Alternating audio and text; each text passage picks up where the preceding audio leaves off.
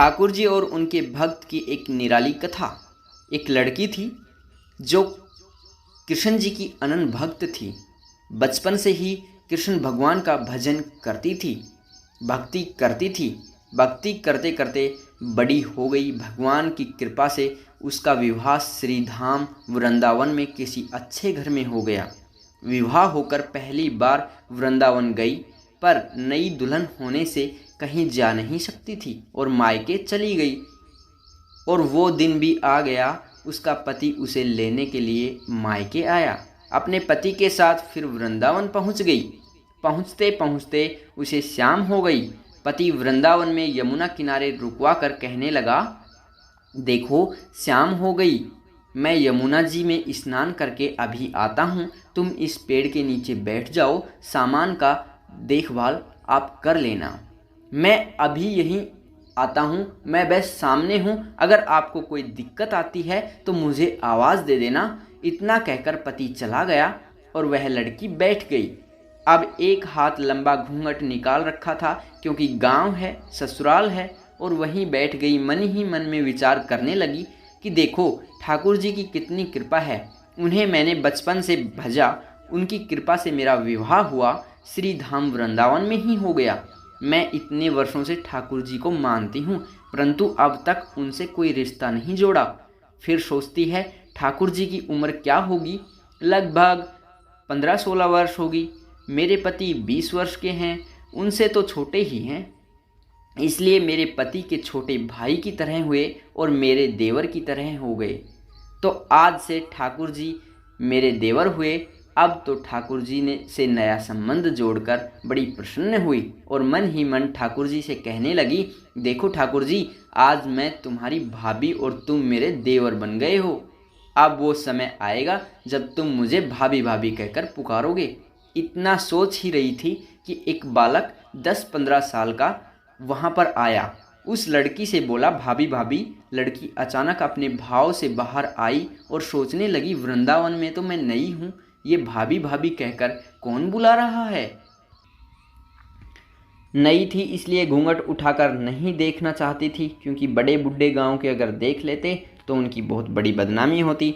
अब बालक बार बार कहता रहा, वह उत्तर नहीं देती। बालक पास आया और बोली, भाभी नेक अपना चेहरा तो दिखा दीजिए। अब वह सोचने लगी, अरे ये बालक तो बड़ी जिद करने लग रहा है, इसलिए वह कसकर घूंघट पकड़कर बैठ गई। लेकिन उस बालक ने जबरदस्ती घूंघट उठाकर चेहरा देखा और भाग गया। थोड़ी देर में उसका पति आया। उसने सारी बातें अपने पति से कही। पति ने कहा, तुमने मुझे आवाज़ क्यों नहीं दी। लड़की बोली, वह तो इतने में भाग ही गया था। पति बोला, चिंता मत करो, वृंदावन बहुत बड़ा, थोड़े ही हैं।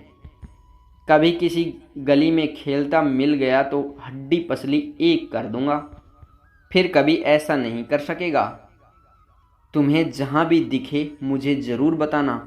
फिर दोनों घर गए। कुछ दिन बाद उसकी सास ने अपने बेटे से कहा, बेटा देख, तेरा विवाह हो गया, बहू मायके से भी आ गई है, पर तुम दोनों अभी तक बांके बिहारी जी के दर्शन करके नहीं आए हो। कल जाकर बहू को दर्शन करवा कर लाना। अब अगले दिन दोनों पति पत्नी ठाकुर जी के दर्शन के लिए मंदिर जाते हैं।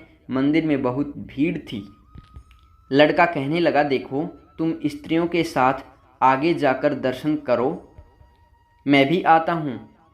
अब वह आगे गई, पर घूंघट नहीं उठाती। उसे डर था कि कोई बड़ा बूढ़ा देख गया तो क्या कहेगा, बहू घूंघट के बिना घूम रही है। बहुत देर हो गई। पीछे से पति ने आकर कहा, अरे बावली, बिहारी जी के सामने हैं, घूंघट काहे ना खोले। घूंघट ना खोलोगी तो दर्शन कैसे करेगी। अब उसने अपना घूंघट उठाया और जो बांके बिहारी जी की ओर देखते ही बांके बिहारी जी की जगह एक बालक मुस्कुराता हुआ दिखाई दिया, तो एकदम से चिल्लाने लगी, सुनिए, जल्दी जल्दी आओ, जल्दी आओ। पति पीछे से भागा भागा आया और बोला, क्या हुआ। लड़की बोली, उस दिन जो मुझे भाभी भाभी कहकर भागा था वह बालक मिल गया। पति ने कहा, कहाँ है, अभी उसे देखता हूँ।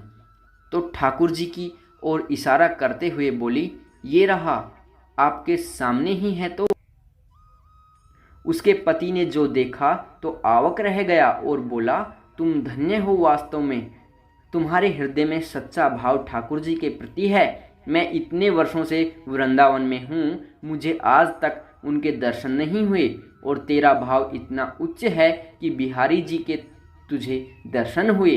बोलिए वृंदावन बिहारी लाल की जय। जय श्री राधे राधे। श्री राधा कृष्ण की कृपा से आपका दिन मंगलमय